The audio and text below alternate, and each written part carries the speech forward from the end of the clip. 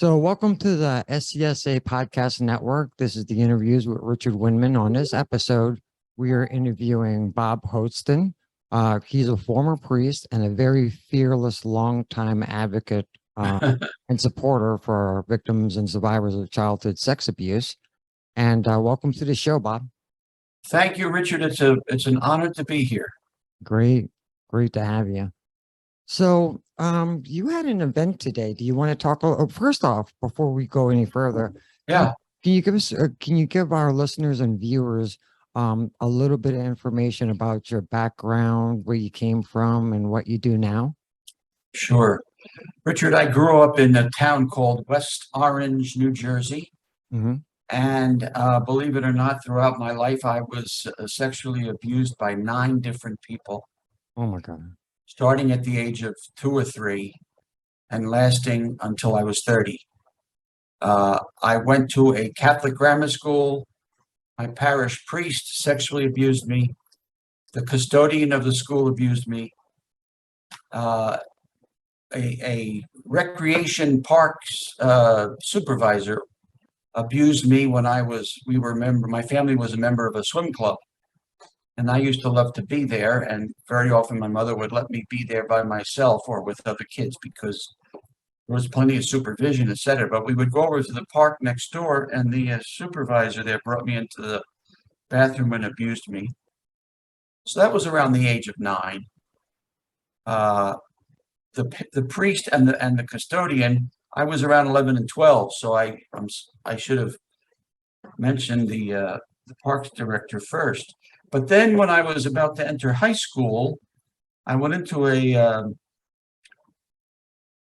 not a supermarket, but a department store with my mother and my sister. And I told my mother I had to run to the men's room, and I did. And while I was at a urinal, a man reached across to grab my penis, and I was able to use my arm to push his hand away. But it scared the hell out of me, and I ran out, and believe it or not, one of the store security personnel was standing right outside the bathroom door, but I couldn't tell him. I was just so scared. Okay, it turns out that when I got into high school, I was asked to help out at an alumni event at my high school. My high school was 3,000 boys in Newark, New Jersey, and Catholic high school.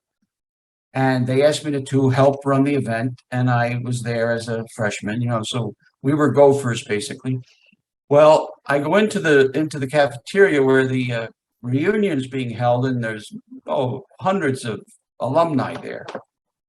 And don't I see the guy that tried to reach over from the urinal and grab my penis? And I froze again. Mm-hmm. And I almost ran out of the school and went home. I didn't, luckily, because I didn't want to bring attention to myself. Well, that was bad enough. But when I graduated from high school, I received the Most Outstanding Senior Award, which means it was the highest award the school gave. There were 600 of us in my class. Mm-hmm. And I tell you that not to brag, not to boast, but to put it into context.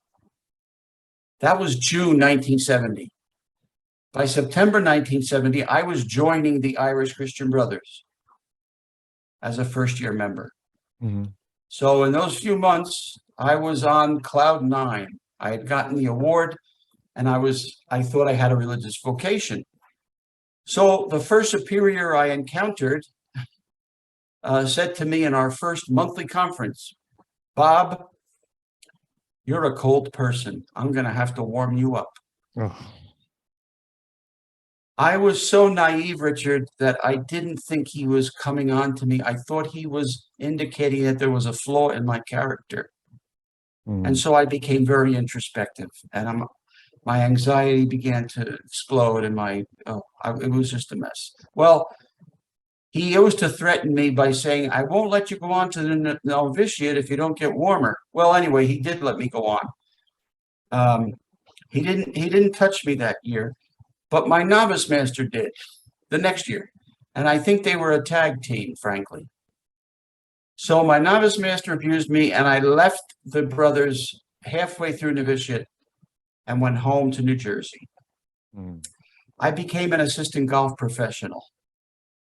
And the pro at the club where I worked wanted to send me to PGA school. And I foolishly said to him, no, I think I have a vocation. I'm probably going to go back into the brothers when they remove that novice master who abused me. And they did remove him. The next novice master was a good guy. So that was religious life number one. Religious life number two was a classmate of mine. After we took our first vows in 1974, I remember it vividly because it was the day that Nixon resigned in 1974. And we were up in the church on the Hudson River there to do our first vows. And then we went to the Jersey Shore for our first vacation. And this classmate of mine pulled his chair next to mine. We were rooming together because there wasn't enough room in the Jersey Shore house for everyone to have his own room. So he pulled his chair over to my bed and he began to stroke my body up and down. And I froze. I thought he was coming over to tell me that he really shouldn't have taken vows, that he was going to leave. So that was Christian Brothers number two. Well, I lived with this anxiety, with this depression. I couldn't tell anybody because I thought I would get thrown out of the order. So I finally got the courage enough to tell a former superior. I started teaching in East Harlem in 1975, and I had a superior there who was a nice guy, basically. So I thought to myself, years later, I said, you know what, maybe I'll talk to him, Frank. So I called him and I said, can I talk to you? He said, sure. He also had a degree in psychology. So I said, oh, maybe this will really help. So I met with him in a Burger King on Staten Island in New York.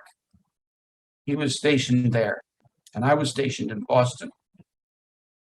But my parents were a hiccup away from having me institutionalized because I couldn't seem to break this depression and anxiety. So I go and talk to Frank. We sit for 3 to 4 hours in the Burger King. He tells me at the end, Bob, you were preyed upon. You shouldn't feel any guilt or shame. These guys were just predators. Oh. Well, I felt this boulder lift from my shoulder and I said, oh, thank God. I said, would you do me a favor, Frank? Would you drive me back to New Jersey to my parents' house and basically tell them that I'm going to be okay? Meaning I didn't want him to tell them what the story was, but I just wanted him to tell them that I'll be in therapy and I'll be, getting help and don't worry about it. So we went over to New Jersey and I went right to bed because I was so drained and I knew I would sleep for the first time in decades. Well, halfway through the night, I feel someone crawling into my bed. It was Frank, because my parents had asked him to stay over because the drive back to Staten Island would have been too much for him. So I was dead asleep. I feel somebody crawling into my bed, and he begins to abuse me in exactly the same ways I described to him several hours before that. Well, that abuse, I was a young adult then, and his abuse lasted until I was 30, around approximately 31 years old, in Boston. That was the last place where I was abused. And I said to myself, I will never, ever be touched by anyone ever again. I don't know. I reached down and found some strength in me. I'm sorry to have gone on so long, but. No, keep going. Keep going. Oh, I can tell you a lot more. So now Frank is number 3. Well, I stay in the Christian Brothers for a total of 23 years. I was a teacher, I was an athletic director, I was a coach, you name it, I was it. And I also got a doctorate in the meantime at Fordham University. Nice. how I ever got a master's in English at Manhattan College and a PhD at Fordham, it was miraculous because my focus was just not on studies. But anyway, I did it. Good. And then I went from East Harlem to New Rochelle, New York, to a high school. And I began to whistleblow the superior and the principal of the school, the same guy. Mhm. I knew he was abusing kids, and I couldn't get firsthand information, but I kept telling the higher ups in our religious order, get rid of this man. He is hurting children. How do you know, Bob? I said, I have antenna. Yeah, I have a radar. Yeah. That's right. I have radar because I didn't tell him I'd been through it, but I said, I have radar. Trust me. And sure enough, 25, 30 years later, at least a half a dozen of the kids that I thought were even being abused came forward. Mhm. In the meantime, that clown became a priest in the Diocese of Bridgeport, Connecticut. So I've been doing this whistleblowing and trying to expose, pedophilic behavior since 1975, 74, 76. And it has not let up one iota. Yeah. So that guy was a pedophile. They were hesitant to take him out of ministry, so I went up to his parish, very wealthy parish in Connecticut, and I leafleted, and sure enough, he was removed. But he was still the chaplain of the Stamford Fire Department. And there he was on their website in all his regalia, the hat and it's just disgusting. Well, anyway, so I go then. Oh, he was removed. I finally got him removed after 3 years. But guess what? Hmm. I had to go too. Because they couldn't leave him there and leave me, or remove him and leave me there. When you say removed him, did they just take him out of active ministry? Did they send him to New Mexico to get fixed? Did they laicize him? Oh, no, they transferred him to a high school in Staten Island, New York. Oh, that's a great idea. If you're a pedophile and you know about Yep. it, yeah, you send him to a high school. That's Yep. perfect. Yep, that's what they did. And then he left from there and became a priest. And by the way, he was accused in 2 high schools in Connecticut of sexually abusing children, Wow. minors, I should say, teenagers. So, so I go from New Rochelle, New York, and where of course, they sent him to a big, beautiful school in Staten Island, and I was sent to Harlem to a very, very tough inner city school. So that was my pun. See, they punish in other words, keep your mouth shut, Bob, and you won't be transferred to. Mhm. But I loved Harlem. I loved the kids. I got involved. Believe it or not, I was on the Harlem Area Pastoral Council with none other than Bishop Theodore McCarrick. Oh my God. No. Yes, that's how far back we go. Wow. 1979. Yep. So McCarrick soon after was named the first bishop of Metuchen, New Jersey in 81. So, but anyway, so now I'm in Harlem, and I go from Harlem. I'm doing my doctorate at the same time. So then I was transferred to Boston, and I'm not in Boston a week, and the headmaster is in the community room with a priest that I had already been introduced to when I was in the novitiate, because that school, Catholic Memorial, brought their football team to our novitiate grounds to do their summer workouts. Mhm. So, Monsignor Fred Ryan. Oh, hi, Monsignor, how are you? Good. Listen, Brother Timothy, he was the headmaster. I think Brother Hoatson would be a very good person to be the moderator of the football program. So the headmaster said, yeah, it's fine with me if he wants to. I said, sure. I'll get to know the kids pretty quickly because school hadn't even started yet. Mhm. Well, this began a, a, how do I put it? It was a journey to try and save some of the kids in that school because this man was a serial pedophile. And I knew it almost immediately. What he would do is the head coach said to me, you know what I really need you to do, Brother Bob, is to, if you could just sort of like keep your eye on the locker room area, because we have over 100 kids on the football program, and then the soccer program comes in, and I'm afraid, kids fooling around and they're slapping towels and they're, running up and down. So I said, okay, I'll stand by the door. And so I did. And one of the captains of the football team turned to me one day and said to me, hey, are you like all the others? And I said, what? I said, I don't know what you mean, Paul. And he didn't go any further. And then I said, what? I wonder if he's talking about weirdo, brothers or weirdo. So sure enough, in comes the moderator of the soccer program. And he was a brother too. Mm-hmm. And I hear the kids, all of a sudden they start going, woo, woo, woo, woo. And that was the signal that Brother Paramo was in the locker room. And he was known as Brother Pecker Checker. I've heard that before. Yeah. Yeah. And he would walk through the locker room and he would check out the shower room. Well, anyway, one day I'm standing there, and this priest who used to come around to practices, he used to be the chaplain of the school, and then Cardinal Law of happy memory made him the vice chancellor of the Archdiocese of Boston. So he was no longer in our school technically, but he came.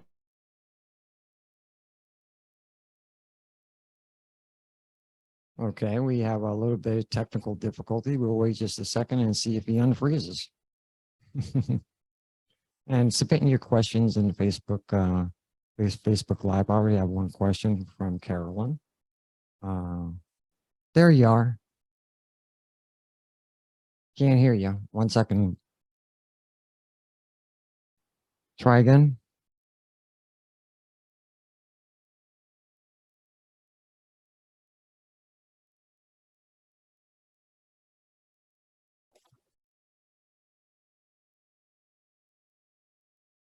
Can you hear me? I can't hear you.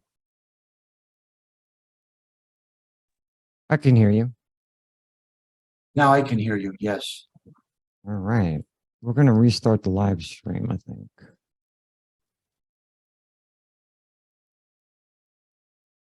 All right. Let me restart the live stream. So thank goodness you can edit, huh? Yeah. We used to do it live, but that was a lawsuit waiting to happen. Oh, yeah.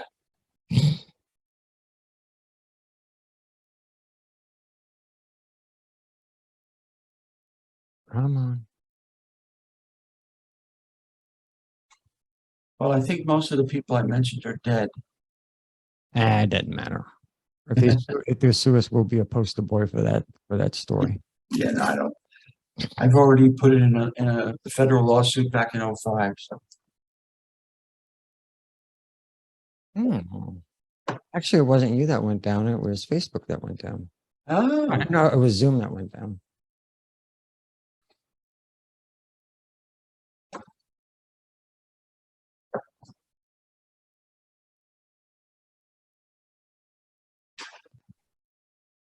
Lord have mercy.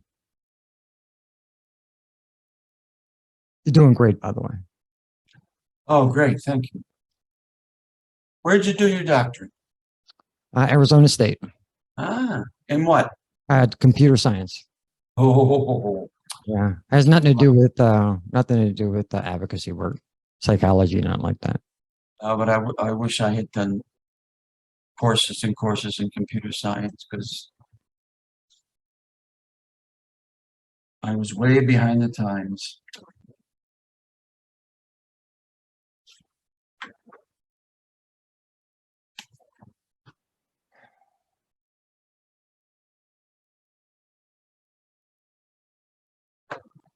Come on.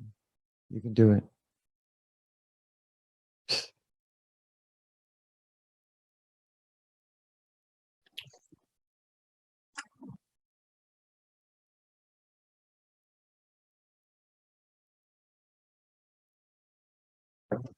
If it doesn't come up, yeah, it's not coming up. Well, I'll keep trying it, but I guess let's continue with the show Okay. because they're still being recorded and everything. So I was standing at the door of the locker room Mhm. when this priest walks in with a camera around his neck. I guess he was taking pictures outside on the football field. He didn't take any when I saw it. Mhm. But he walked into the locker room, went through the locker room and into the shower room. And I went, whoa, whoa, whoa. I called over one of the senior players. You see, I'd only been there like 2 weeks. So I didn't know what.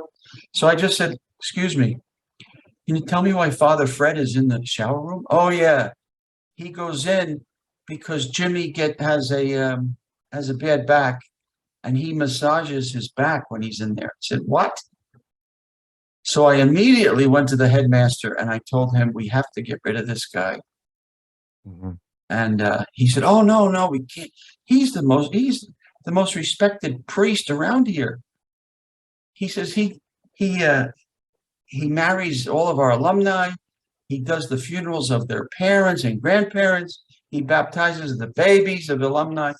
Oh, and he's a great advocate for us with cardinal law. Mhm. I said, he's a creep. I said, and if we don't get rid of him, well, there were 2 kids in particular that I thought he was after because they were really, really handsome kids. And I said, and he used to be around them. And I said, oh boy, one was a junior, one was a freshman.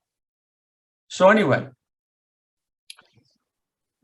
I had a freshman homeroom and this guy, David, was in my homeroom, this student. He sat in the 3rd seat in the 1st row.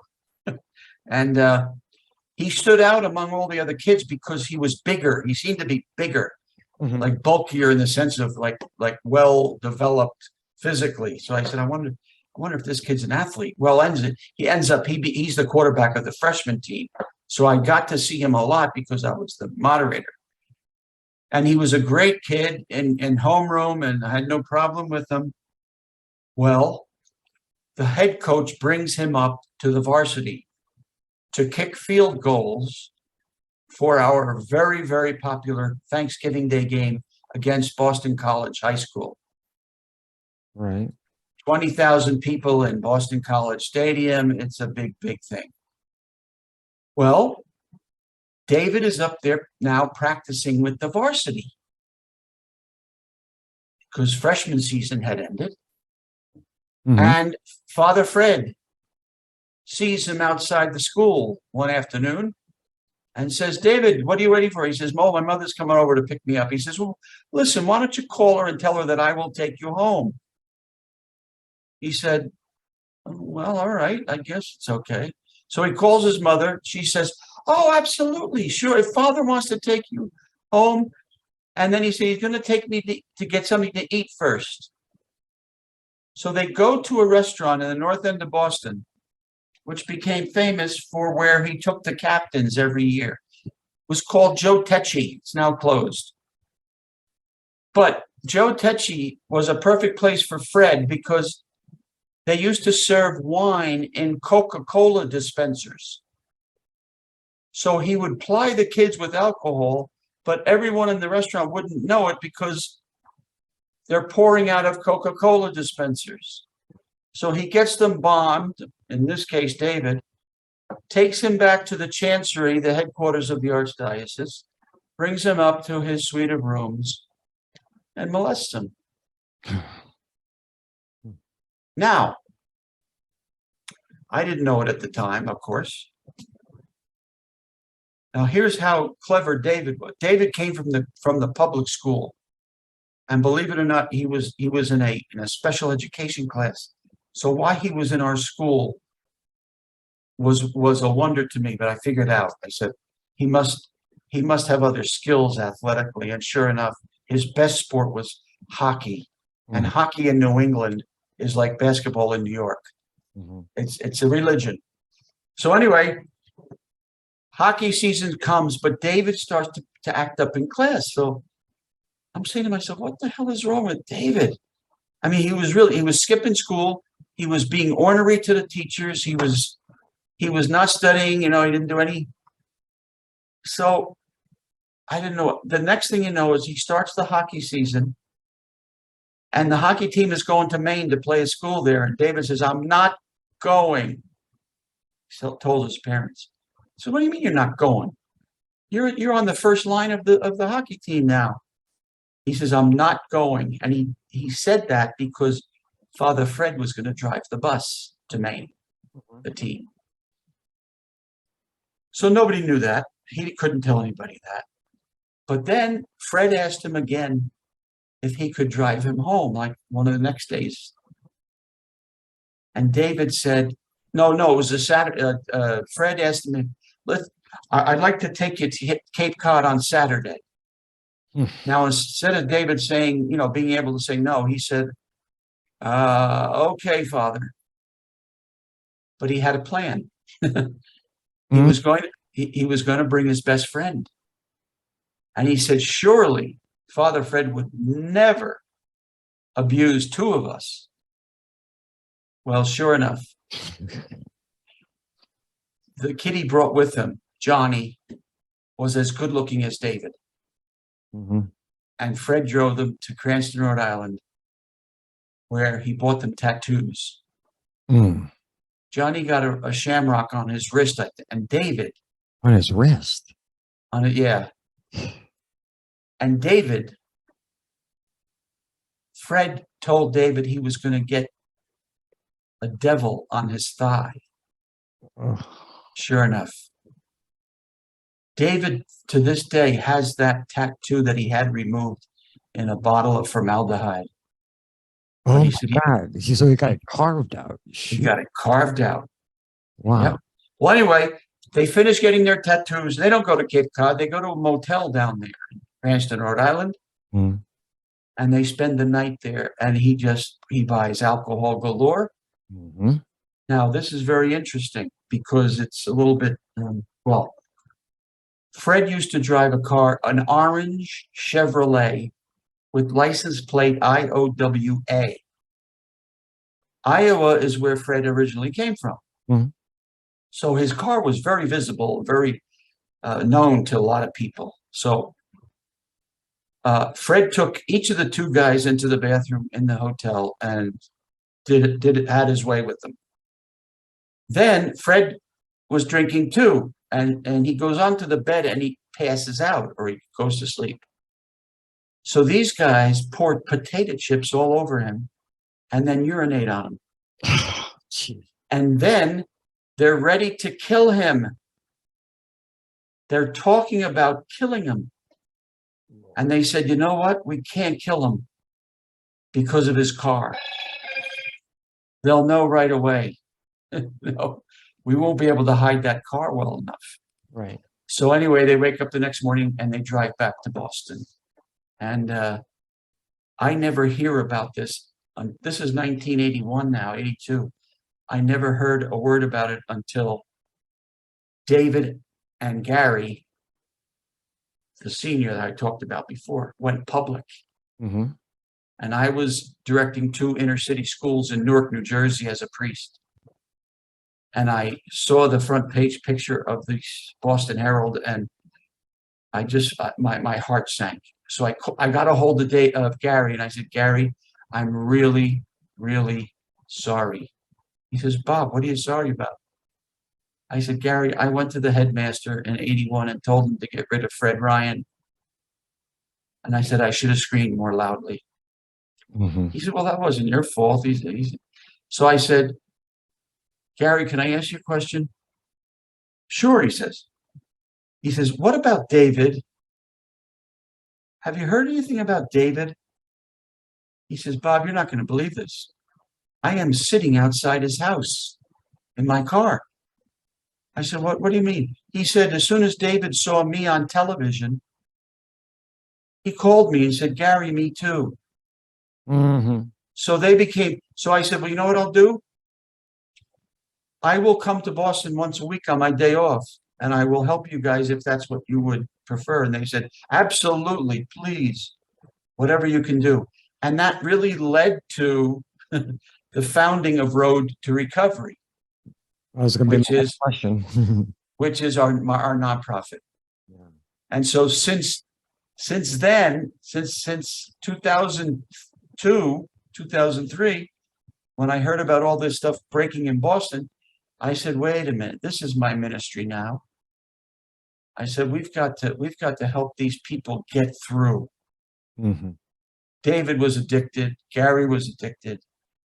They both had families. I mean, and it was just a mess. Well, it was the greatest experience of my life because these two guys helped me then to come forward and tell my story. Wow. So it took What happens, huh? so it took my students to teach me, not to be afraid to tell the truth. So Let me ask you this. You've been through an awful lot. You persevered, became a priest anyway. And I get you eventually left. But let me ask you, after going through all of that, how do you keep your faith? well, here people ask me that all the time, and I say, my faith has never been stronger. My religion has never been weaker. So here's what I needed after 23 years as a priest and 23 years as a brother and 11 years as a priest. I said to myself, I had it all wrong. I was brainwashed to believe that, all of the things that we were taught as kids in Catholicism. I said, no, God is within. God is within. So when I was working with Gary and David, I was doing God's ministry. I was doing Jesus' ministry. Mhm. And I didn't need the building, I didn't need the middleman. Right. So no, I don't practice except with victims, with people who are looking for justice, etc. And isn't that what Jesus' ministry was all about? Hmm. Yeah. And the people that we're supposed to trust are the most corrupt In the people world. in the world. Yeah, what we do is do you know Father Rosard Biernet, the whistleblower Yes, priest in Buffalo? yes. He holds a survivor mass for us every Sunday at 11 a.m. on Sunday. It's a survivors mass. So for all of those survivors that can't go back into that building, but they want a priest that they can trust, Ah, that's how we keep our spirituality going. is it on Zoom? Yeah, it is. Mhm. Oh, you do it on Zoom. Mhm. Yeah, and he has still not gotten an assignment? Nope, he Wow. probably won't. You know how that goes. Yeah. He's better off. He's much better off Yeah. because once I was fired in 2003, I testified before the New York State Legislature. Mhm. This is shortly after I began working with David and Gary. Mhm. And I said, I've had enough. I was abused in 5 different counties in New York State. So when I heard about a subcommittee that was meeting to discuss child sex abuse, I said, I'm going. Mhm. And I testified. And and I called for the resignation of any bishop who has covered up any kind of sexual abuse. Well, 3 days later, my bishop called me in and fired me from my ministry of helping 2 inner city schools survive in Newark. Um, so, yeah. What do you think about, when the church is confronted with these things and we expect a pastoral response, but we don't get it? How frustrating is that? It used to be frustrating a great deal, but you know what? It's not possible. Mm. The bishops are incapable of being pastoral. They're like the lower level mafia Mhm. who take orders from the top, Right.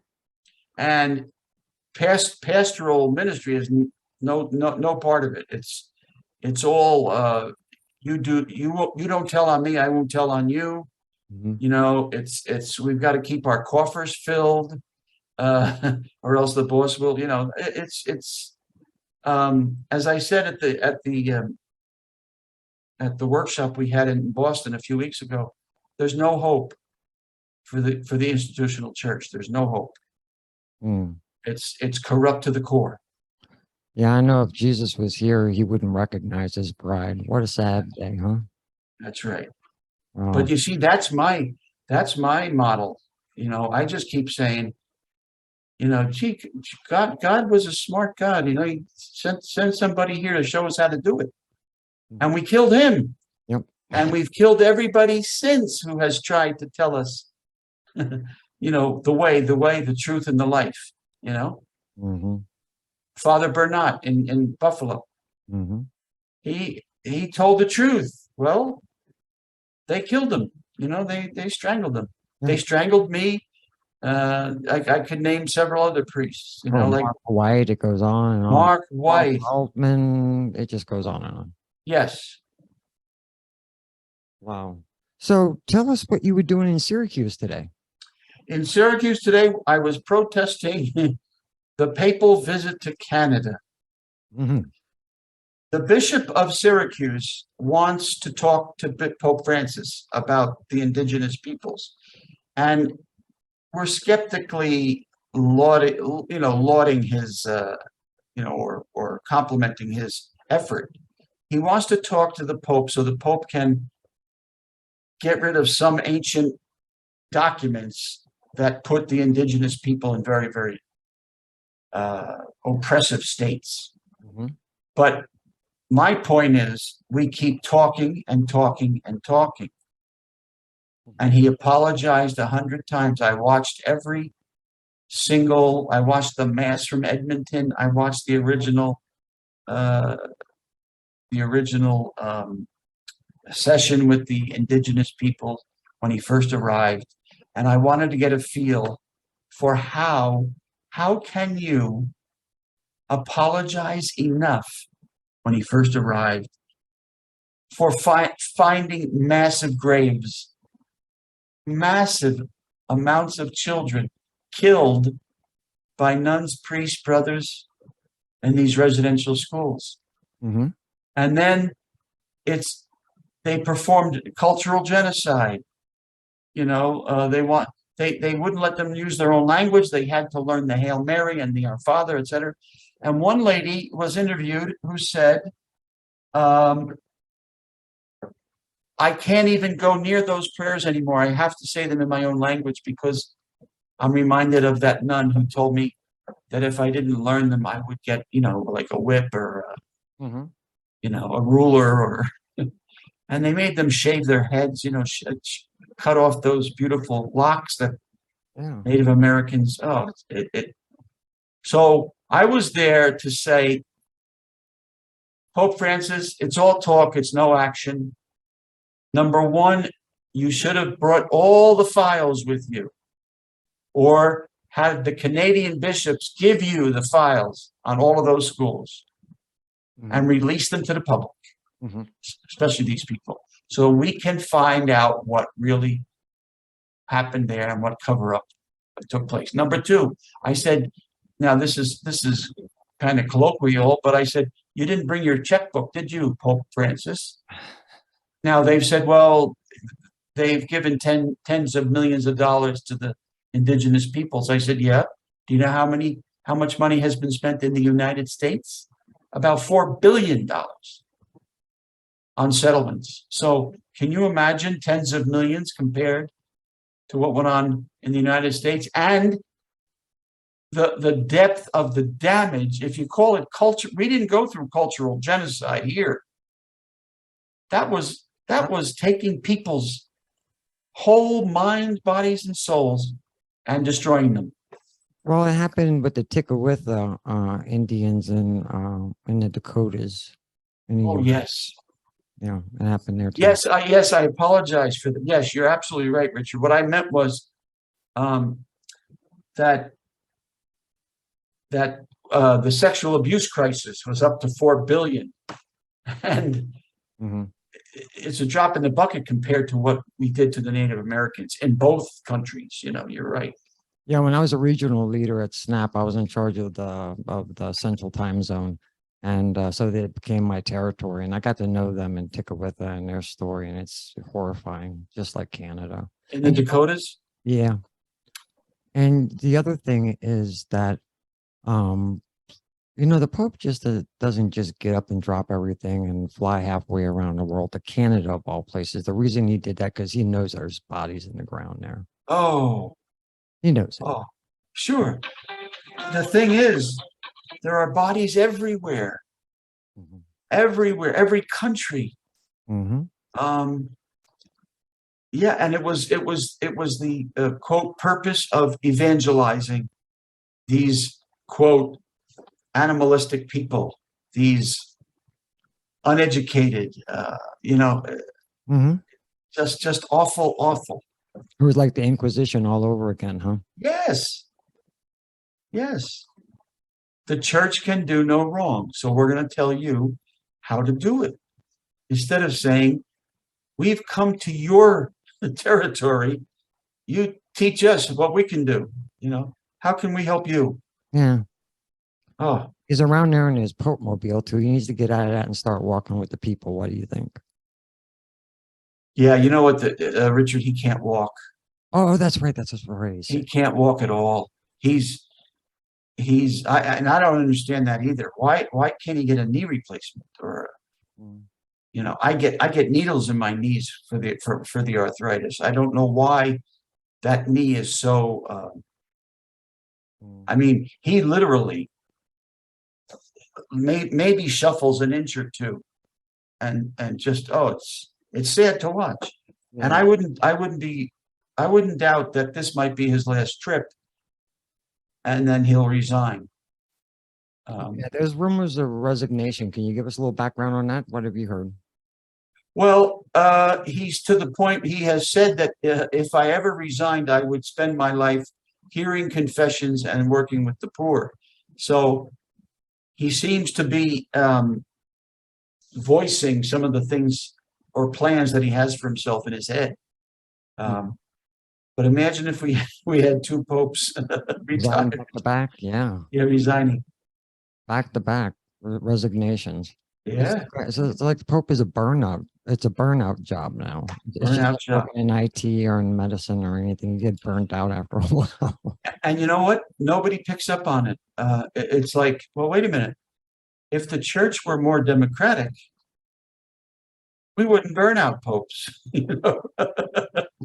If it were more democratic, if people were given leadership positions, if women could say mass, if oh, the whole nine yards. In other words, the same structures that have been in place for centuries are still there. That's why kids are still at risk and are being abused this very minute. Okay, so let me ask you this. Pretend I'm a layman. I don't know anything about this, or I'm a victim or a survivor. Tell me, can you explain Can you explain to me why the Pope can't just get all the bishops in a room and say, damn it, this is where it's going to go down? You are going to report everything and you're going to turn over personnel records to law enforcement. And if you don't do it, if you do not comply with the civil authorities, if you do not protect children, you're not going to be bishop anymore. Why can't he do that? He can do that. He has tried to do that. But Yeah. when they sit in front of him and he reads them the riot act, they go home to 4 million, 4 million dioceses. Now that's a slight exaggeration, of course, but they go to hundreds and hundreds of dioceses, and who's checking on them to do it? Mm-hmm. And that's a big part of it.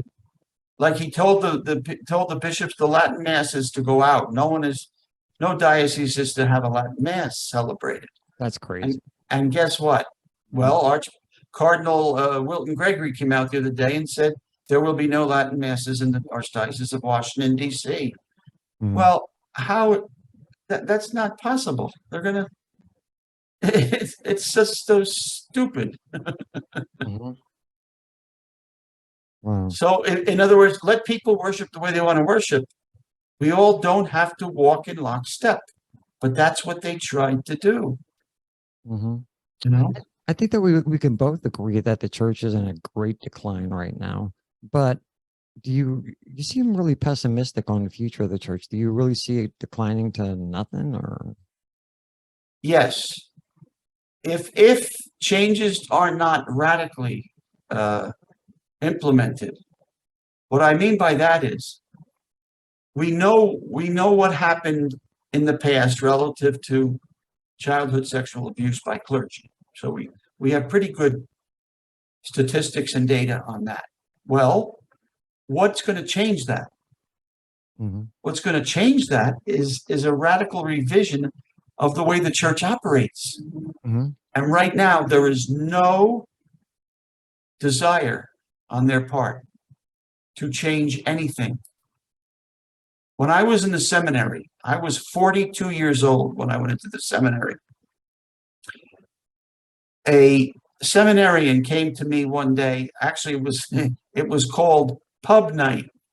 You know how the secular kids go out on Thursday nights to the bars, at least in the greater Northeast. I don't know about anywhere else, but we were on the campus of Seton Hall University, and the rector of the seminary called it pub night. So he would order pizza and beer and wine, blah, blah, blah, blah. Well, there was a young seminarian there. I thought he was young. And he came over to my table and he sat down and he says, "Hey, weren't you the guy who was a golf professional in your early days?" I said, "Yes, that's correct." He Mm. says, I would love to learn." I said, "Yeah, I don't mind teaching you." Hmm. So on Sunday afternoons when we had finished all of our duties, we would go out to a local golf course and play, and I would give him lessons. Well, we came back one day from playing, and I said, "Do you want to go over to the student center and grab a bite to eat?" He says, "Yes." So I said, "Well, I'm going to go shower and change my clothes, etc." I said, "Why don't I knock on your door when I'm finished and we'll go over?" He said, "Okay." So I finished showering, etc. I go down to his room, I knock, and he says, "I'm not quite ready yet. Come on in." So I go in, I sit on his couch, and it was a Sunday. So I turned on the golf tournament that was on that afternoon. And I'm sitting there watching the golf. He comes out in his boxer shorts Hmm.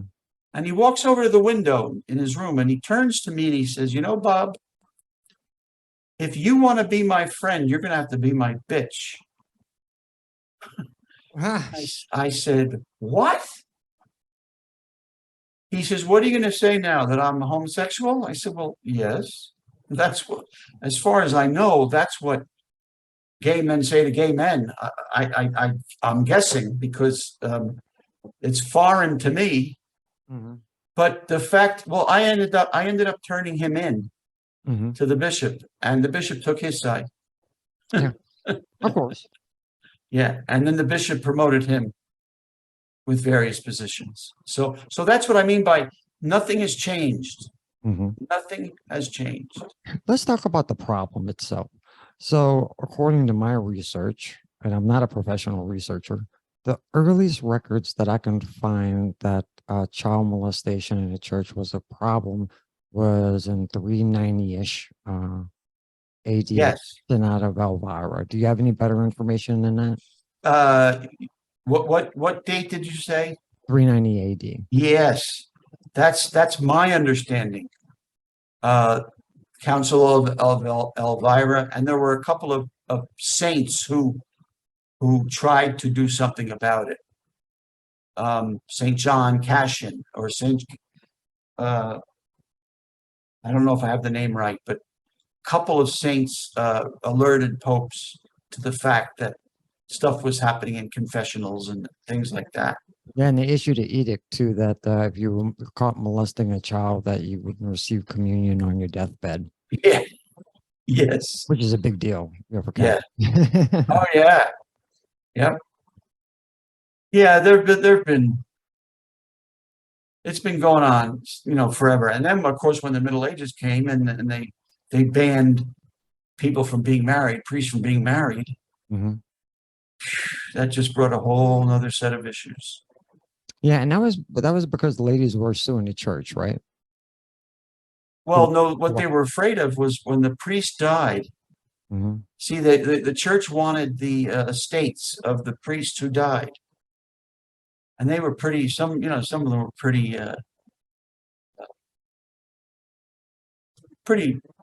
high. They were like. Mhm. So when a priest died, they were afraid that the family would get the estate. Yeah, yeah, yeah. Mhm. Yeah, I think that's what you said. And so what they said was, you cannot receive communion after midnight, said to the priests. Right. And since most masses were said at 7 in the morning, 6 in the morning, 5 in the, they couldn't have sex with anybody. So I have an observation. So I've been looking at this over the years, like in New Orleans, there was at least 5 archbishops that knew about this problem. And we're Yep. talking about the 60s, 70s, and 80s. Those seem to be like the decade of love for pedophiles in the church. Why do you think it ballooned like that? Or why did it come to a head? Or why was it so pervasive in those particular decades? I think things began to open up more in terms of freedoms. People were less strict about things in general. The church was still strict, and we were still getting the fire and brimstone sermons. But I think in general, the things began to open up. And then, of course, John the 23rd announces the Vatican Council, and basically all hell broke loose in my opinion, in a good sense. And he wanted, as he says, aggiornamento. He wanted the windows opened up and a fresh air come in. Mm-hmm. And I think once priests got more freedom, they began to develop their own little manipulative actions. And, they could take altar boys down to the Jersey Shore or to the lake, or, and it was okay. They didn't even have to ask the pastor's permission. So I think things in general opened up, and I think men saw that. Secular men saw that and said, that's a nice place where I can hide. I can hide my sexuality. I can, maybe act out a little bit or more. And I think it was an attraction for pedophiles. Do you think crimen solicitonis had anything to do with it?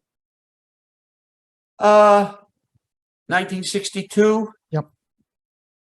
The confessional. Mhm. Yeah, I don't know. Yeah, probably. It might have had an effect.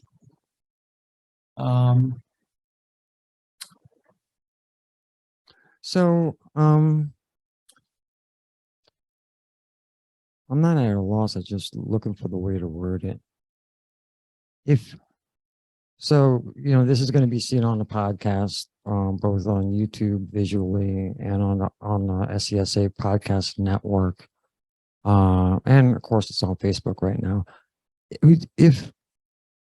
If you could say anything to a victim or survivor that's listening right now, especially a victim, or somebody that hasn't gotten help yet, what Yes.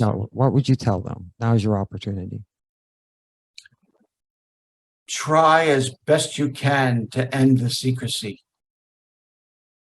Because in childhood sexual abuse or any kind of abuse, silence kills. If you've been holding on to this for 10, 20, 30, 40 or more years, there are people who will listen to your story. You can pick up the phone tomorrow and call me, or even in the middle of the night and call me. Because what I try to do is as soon as someone calls me, and I've been known for this, I get in my car and I go and get to the person right away, because we may never hear from them again. Mm-hmm. So if somebody calls and says, I was abused, I might say, well, would you like to talk about it one-on-one? If they say yes, I say, I'll meet you at a diner, and we can talk it over. So then when I see them, I usually say, are you in therapy? Mm-hmm. Can you afford therapy? Mm-hmm. Do you have any outlets to therapy, like through the mental health services in your town, or how are you doing financially? So Road to Recovery says basically we serve victims wherever they are and whatever they need. So I may never get to therapy. I may have to stop at, where are you living? Oh, I'm living on the street. I said, okay, can we put you up for a week while we investigate how you can get maybe access to services of the local county, local town, or somebody will call from prison, or I'll get a letter from prison, and I go right to the prison and visit. And it's my estimate. I've been in a lot of prisons throughout the country visiting victims. And it's my opinion that probably 60%, 70% of the men in prison, or maybe the women too, are victims of sexual abuse or some sort of, yeah. So that's what we do. We try to do as best we can. And then fortunate because of our donors, I can send money. I just sent a Western Union to somebody who needed money in order to pay the rent. Mm-hmm. Now I said, we can't do this on a regular basis because we don't have, we're a small nonprofit, but it's just enough to hold them over for the month. And then I said to them, well, why don't we talk about how we might be able to raise more money for you, through various services. Mm-hmm. I tell the story of a young man from Newark, New Jersey, who ended up in Georgia. His family moved, and he was abused by a priest in a Newark rectory. This man is African American. Well,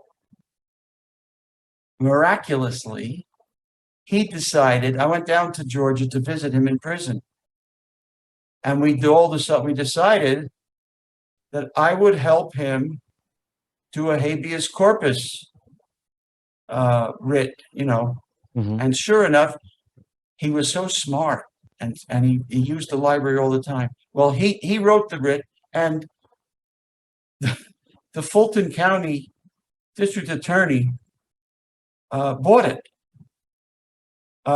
So we got him an attorney, and the attorney called me one day and said, "Can you get down here immediately?" I said, "What do you mean?" He says, I think the judge is going to release Rick to your Custody. Yeah. So I go down, and I go into the DA's office. We sit there, and I'm saying, how the hell did this happen? It was like too weird to be like regular. It was miraculous. Mm-hmm. So anyway, next day I go to the courthouse, and the judge is in the chair, and in walks Rick from the side. He's still shackled, and and the guy says, the judge says, "I understand there's a Dr. Robert Hoatson here today." And I raised my hand, and he said, "Could you come forward, please?" He says, "I understand that you're going to be taking Mr. So-and-so back to New Jersey today." I said, "Yes, Your Honor, if that pleases the court." Mm-hmm.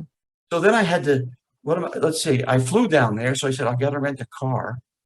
I got to go to the prison and wait till he gets out. So, but that's what happens. That's what makes my work so energizing.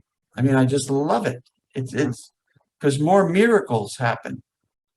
On Now, on that note, it's the same question but a different audience. What would you tell up and coming aspiring survivors who might want to become advocates? What would you tell them?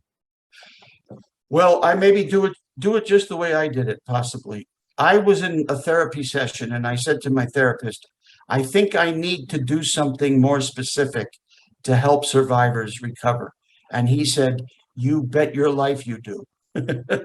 And he said, "Just do it." So in 2003, I had been basically fired by the bishop. So I was living in exile. And so I spent my whole time uh, sending letters out to possible donors. And we got enough money to begin Road to Recovery. And I swear, if you out there want to do the same thing, it's doable. It really is doable. And we have lasted almost 20 years. And we keep going because of the generosity of people. Mhm. And it's work like none other. It's Mhm. now a lot of my work too is advocacy. You know, if a victim is not strong enough to go public, him or herself, well, I'll do it. Yeah, I'll do it for you. Oh, okay. Would you mind demonstrating outside this parish and let the people know that so and so abused me? I said, "Yep, I certainly will." Mhm. And so, things happen like that. Oh, just a number of things. Yeah. It's just, but what I love is I love the contact between the victims and myself because Mhm. I am one, Yeah. you Of course, know? nobody understands us like us. You know, my wife, as wonderful as she is, she says that she Yes. understands, what I'm going through, but she doesn't really. You know, Right. I can sit across from a stranger who was molested, and we just know each other. You know, People say to me, "Oh, how do you know the person's telling you the truth?" I said, "I can I could sit with tell, some." just like Yeah. that. I said, "I can sit with somebody for 15 minutes." Yep. And I said, "You know what? In 20 years, no one has hoodwinked me." Yep. I said, "It just, who would lie about this stuff?" I know of some bogus, complaints have been filed, but in general, It's little, no. it's little cues, like, every survivor says if they're telling the truth that the first thing that happened when it happened is we froze. I froze. That's I froze. How about that? And you can't, when you're telling the story, you can't control the nervousness of your hands. You rock back and forth. You can tell who's lying, and they can't control it. They can't control Right. it. Yeah. Well, I was able to become brave enough when I was deposed in a couple of different lawsuits. Um, for people, they said to me, "Well, you could have said no to those people in the brothers." I said, "No, I couldn't." I said, "No, I couldn't." I said, "Because I had a history of abuse. I was vulnerable. It's called vulnerability." I said, "And we victims know what vulnerability is, like no other people know." you know. So Well, so we're getting towards the end. I'm waiting for some questions on Facebook Live. We had some before, but then we got disconnected. Remember that? oh, okay. So I lost all the questions. So if you have a question, you're on Facebook Live, um, ask a question. But while we're waiting for that, Bob, is there anything that you want to promote or anything like that? How can people find you? That type of thing. Yeah, our website is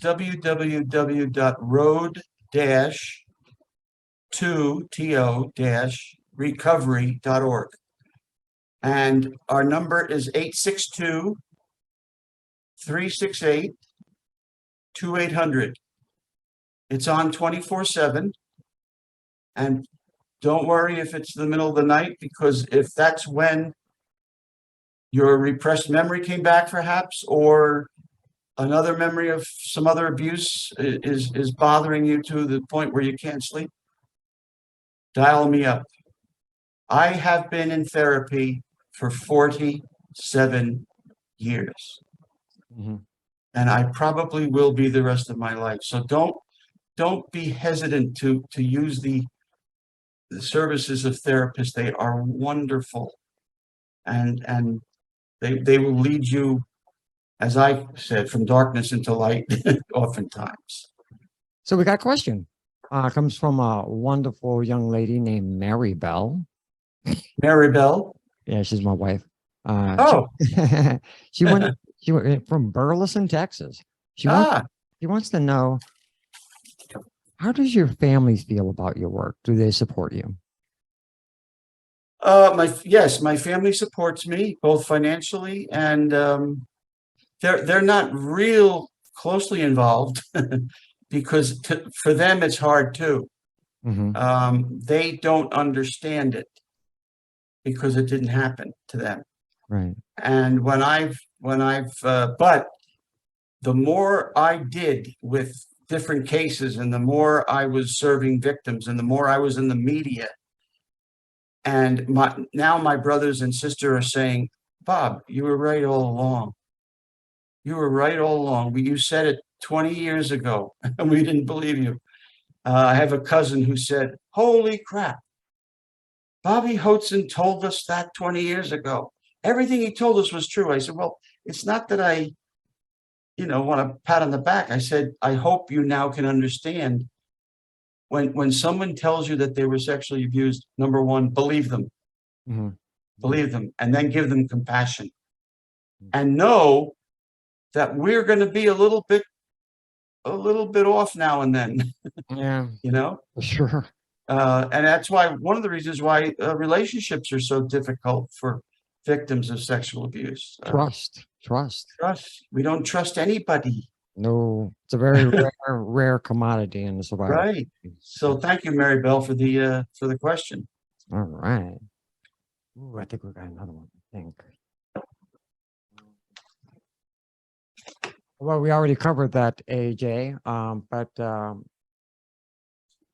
So Arthur wants to know, do you believe the RCC will ever reform? Who was that? Arthur. Arthur Basilis Mhm. wants to know. He wants to know, do you think that the Roman Catholic Church will ever reform? No, Arthur. No. It's been how many centuries of corruption, cover up, obfuscation, destruction of files. No, I don't think the church as it is now will not prevail. There may be, hopefully some other group of people will form. The fastest growing group of people in America right now are former Catholics. Mhm. It's the fastest growing religious sect is former Catholics. So people are escaping. They're not buying it anymore. No. Yeah, I always say that, without the people in the pews, there is no church. And Right. they're leaving in droves. They're leaving Yeah. in droves. Yeah. My God. What a sad, pathetic way to be, huh? And all I had to do was do the right thing. That's all I had to do. And you would expect that of our religious leaders, our high Yes. moral authorities, right? You would Right. expect that. I don't know about your formation, Bob, but when I was during my formation as a young Catholic boy, if I told a lie, I was going to hell forever, and that was it. That's And right. then they stand here and in front of their podiums and they Yeah. lie to us. Yep. And they rape our children in an institutionalized, organized, wholesale fashion. I mean, it's just ridiculous. And it seems like we've been on a roll since 2018 and it hasn't abated yet. And I wonder why Right. it took so long to get this momentum and to get this going. It's a Oh, damn shame. because of courageous survivors. Yeah. Yeah, we're doing all the heavy lifting, aren't we? That's right. And we developed enough interconnectedness to like almost form this movement that's fighting back, you know. Um, We have so another question, I think. Oh, it was just so Debbie Dappin, a wonderful young lady. oh, I know Debbie. Yeah, you know Debbie? Hello, Debbie. Um, yeah, she just wanted to tell you hi and she's sorry for all that you went through. You remember Helen McGonigal? Sure do know Helen well. Yeah, she's our SCSA's corporate counsel and she serves on our board. Oh, good. Yeah, she says to tell you hi as well. Oh, hi, Helen. She's out in Colorado, is she not? That is correct, sir. Yeah. Yeah, Yeah, we just had a leadership conference, a SCSA leadership conference, and everybody on the board and some of the other leaders in the organization, we got together in Moab, Utah, and we had the best time. Wow. Yeah. How many on the board approximately? There's 4 plus a chairman. Good. Yep. And so Good for you. thank you, sir. We have another one from Debbie Dappin. Do you think the Roman Catholic Church will ever address ritual abuse? No, No. no, I can't tell you how many people have called me to say that they were abused on the altar. Sorry, On the or speak, altar. yeah. Others have been, abused with crucifixes and rosary beads, and no, when it comes to ritual abuse, the church really digs their heels in. Oh, that could never have happened. A priest would never attack somebody on an altar or in the confessional, Oh, please. Um, They had locks on the doors in the confessionals. right. So no, they will never, they won't address any kind of abuse Wow. unless we push them, which we have, but it's not pushing them to change. Interesting. Well, besides the Roman Catholic Church, what do you think bodes for the future? We can talk about the movement, where we're going, or I look at this as when a computer scientist, I think about game theory all the time. Oh, yes. So there's the finite game, and the finite game is there's players. There's a fixed set of rules. There's an objective, and somebody wins or loses. And in the infinite game, the players change all the time. The rules change all the time. The objective is to keep the game going. And so I think that because pedophiles are never going to go away, never. Right. I think that we're playing an infinite game. And what do you see in the future in that regard? We have to get rid of religions. Religions cause more problems, including wars, and have caused those things since the beginning of time. Look at what happened to quote Christianity. Jesus never intended to have a massive structure like this church. He never say this whole thing about the successor to Peter, successor to Peter, is just ridiculous. I mean, Peter was a fisherman, and he was married, and he didn't even stay loyal to Jesus, toward the end. So he was a real person, and that's what Jesus wants us to be. Peter was still a holy man despite his flaws. So my thing is, recognize that God is within you, and that you don't need the middleman.